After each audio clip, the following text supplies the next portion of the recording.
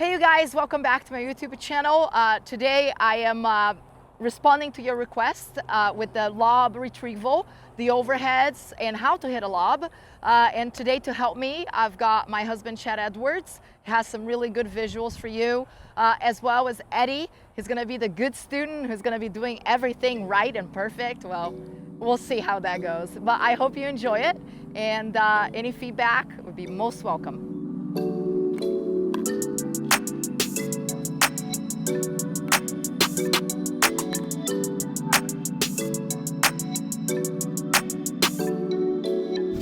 For the first part of the video, we're gonna go over the offensive lob.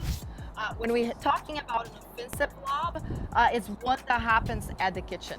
And again, this is something that you want to disguise. You don't want your opponents to know that it's coming. As far as technique goes, it should look a lot like your dink. So if you have that continental grip, okay, we're gonna be looking to open the face of the paddle. When you're hitting your dink, you're just hitting straight ahead, forehand or backhand. The difference is that now you're going to look for some height and some depth. So you have to extend your paddle forward and out. And you are trying to, again, you're trying to clear your opponent as they have their, like Chad is tall, so you want them to be able, like your ball to be over their head, but also you want that ball to land deep into the court. So you're going to have to extend. As you can see, I'm bending my knees. A lot of times I see a lot of players trying to hit lobs and they just flick their wrist. That's not gonna go anywhere. Most likely it will go up, but it won't get that depth that we need. So getting your paddle to extend, use your body to lift that ball, okay? And again, so the face of the paddle is gonna open up.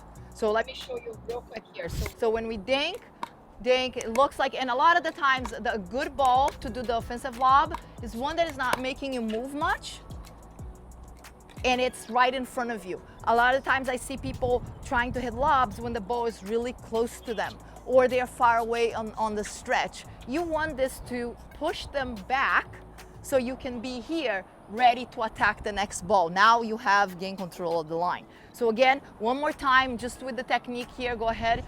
So just looking to push, it looks like a dink. I'm not showing anything other than boom. And now I'm chasing him, making sure that he's running after it, okay? So let's see, Eddie, the good student. Let's see it. No pressure. So take your time, make sure it's the right ball. That's it, good, nice and soft, grip, good. So that one was not bad. We need now a little bit more height, so that means with the lift. Now, the other thing too, don't worry, you don't have to get rid of the ball very quickly. You actually can take your time with that ball. Pretend that ball is staying in your paddle longer, okay? Here we go, let's try again. That's it, good, nice and soft hands, perfect. Good, that's awesome. So you see the difference there? You're not really flicking that ball. It is actually almost like you carry, feels like you're carrying that ball with your paddle. Very nice, one more time, here you go. Good, nice and soft. The dink was too much. I blame the wind. Yeah, there you go. Good, perfect, good. So again, it's very much a feel. It's not something that you're just trying to get rid of the ball. You're trying to push that ball up and over your opponent's head. With the backhand is no different. Keeping that contact point out in front and a push. And remember, you're not going quickly through it. You take your time with that ball as you push through. Okay, here we go. Good. That one was a tougher. So, but that's good because that one is a tougher dink that pushed you back. Your weight was shifted back. Remember, we want to use the body, so you want to make sure that you're. So I would say maybe more of a dink that lands in front of you there, so you can push the weight forward. Do it again, one more time. Yeah. Make sure the ball is right. It's like short one in front. That would be good. Yeah, that's good. So again, you're doing a great job. Now the only thing that I would work on is keeping that wrist. So instead of, yeah, but also then take it through that way versus closing the face. So the face of your paddle actually stays to Chad's face all the way through. Yes. Oh, yes. Good. That's beauty. That's great. That's very good. All right, let's try one with the backhand. Same thing. Really focusing on that face of the paddle. Weight coming forward. Not that one. Yeah, that one I don't like. But that's the one that is too deep. Because again, when you finished, where was your weight? On your back foot. So that's much harder. Try to focus on getting that weight to go forward. Okay, here we go. Do it again. That one would be great. That one. Go back in. There you go. Good. Good. Do it again. There you go. That's great. Good. So again, it's a feel shot. It's not something, it's a lot of it is soft hands, making sure that your contact point is in front and your weight is going forward. And then also the other thing, so some of them are going deep. One adjustment to make is to open the face actually right away. Open the face of the paddle right away. And then you lift. So that way you're not going, you're not pushing. And then that's why that finish, when you close the face and then you lift, It's almost like flicking the the ball. flicking. Yeah. Yes. So we want to try to get rid of that flick and just a smooth push. Okay, here we go. That one. That's good. That's better. That's it. Yeah, getting a feel for the right ball is really key. Got it.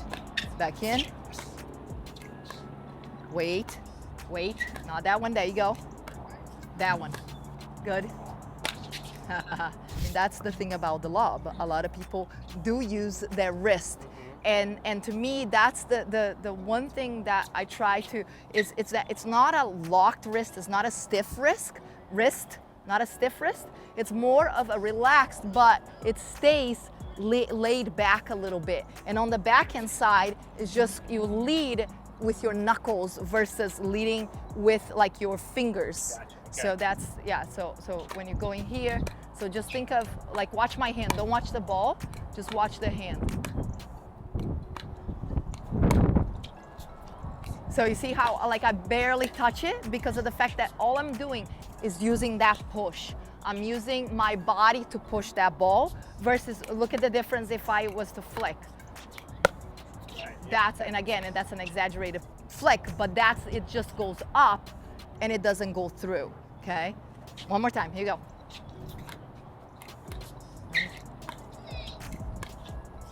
Great dinks. That's a beauty. Wait, yeah, there you go. Good, got it. So some key elements to it is making sure that the ball is out in front. That's why when people ask me, and Chad was addressing that, you know, some players will come and say, why do I get lobbed so much? Well, most of the time, because a lot of people say, oh, I should hit my dinks short, right? And I was like, well, not necessarily. If you hit too many dinks, like short dinks, you're more susceptible to that lob because now they have all the time in the world to step in and use their body to lob you. So again, what Chad addressed, it was hitting a deeper dink is much harder to hit that lob because now your weight is on your back foot.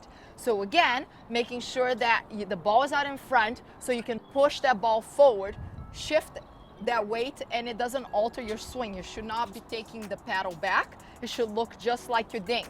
The difference is that we're looking for that push and extension out in front so you can create that height and the depth. Okay? Good? Okay, so that is the lob.